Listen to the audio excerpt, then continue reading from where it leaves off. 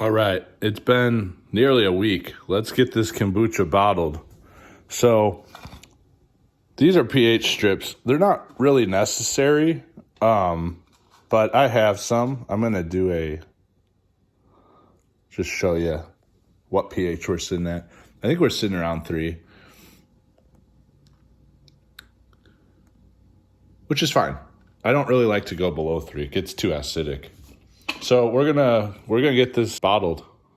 Now, in order for your kombucha to have a nice, fizzy, carbonated pop to it, you need to actually add a little bit more food for the in the bottom of the bottle itself.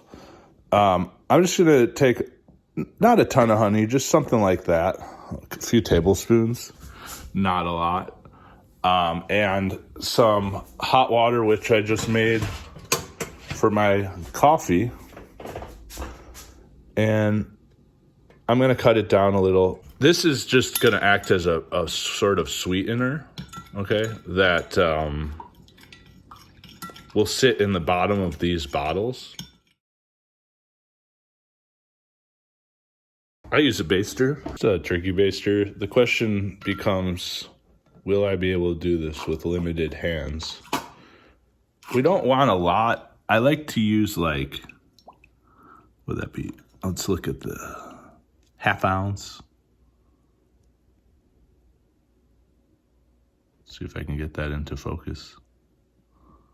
Somewhere right around a half ounce, about that much liquid, not much. We're just putting a little coating of extra honey in the bottom of the bottle because that will give the kombucha something over the next 3 days during what's called its second fermentation, or F2.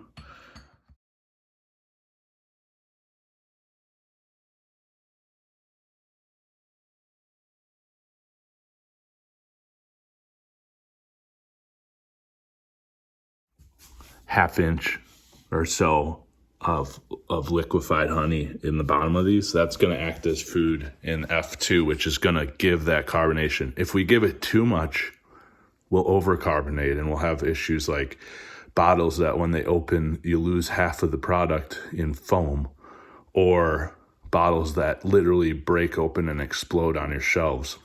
All right, this part's kind of important. Make sure to stir your brew before the bottling process. That way you get a nice even composition of all the good stuff.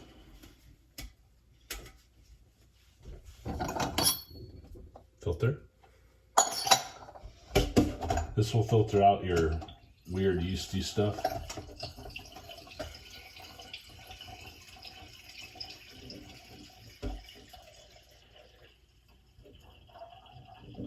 Sometimes if the filter gets clogged, you gotta kind of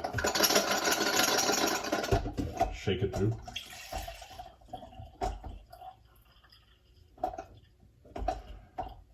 Or if your kombucha gets clogged, you might have to, there you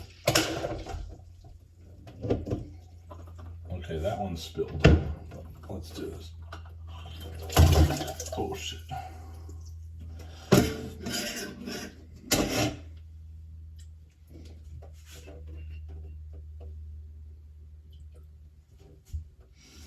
I like to leave a small air gap.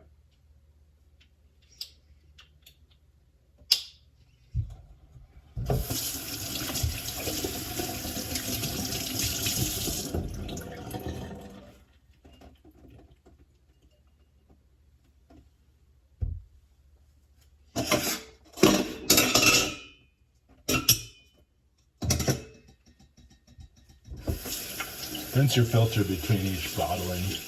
All right. We got 6 delicious bottles of kombucha brewed up. Jun Tea. Always leave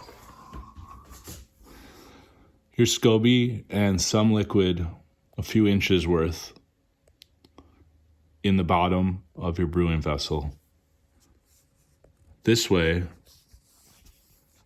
you will have fluid for the next batch. This is a really good time to go ahead and just restart at point 1 and brew up some green tea leaves, dilute some honey, throw some water on here, and, start a new batch. Because if you leave this here like this for weeks, you're just gonna get a really off-balanced kombucha, because it's just gonna sit here and turn into vinegar.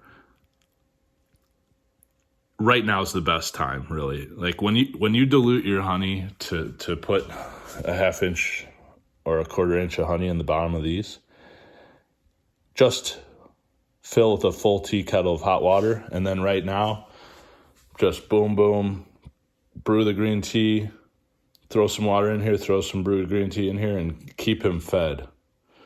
Now, the bottling is, you bottle because you want carbonation. If you drink straight out of here, you won't have carbonation, but once these sit in a dark space for about 3 days, you are going to start having carbonation. But you could theoretically just drink out of this and not have carbonation. And then when it gets to like half mast, make a half batch and refill it. And then you would have what's called continuous brew kombucha, which is also really good for you. But then you lose the carbonation. So you do have to do this step if you want the bubbles. Now, the next process is I'm going to take these bottles, each of these, and I'm going to put them in a dark cabinet. They're going to sit in here for 3 days. And after that, they go to the refrigerator and get drank. So yeah, I'll probably make a little video in 3 days of me opening one and pouring it. Hopefully we get good carbonation. I can actually already tell that this batch is kind of struggling. It was really yeast heavy, and it didn't have a lot of natural carbonation in the vat itself. So I'm hoping I can build some carbonation in these bottles. We'll see. I'll check again in like 2-3 days by just simply opening the top and listening for that psh. And if I get a nice psh, then into the fridge they go. All right. Well, I hope you enjoy your kombucha.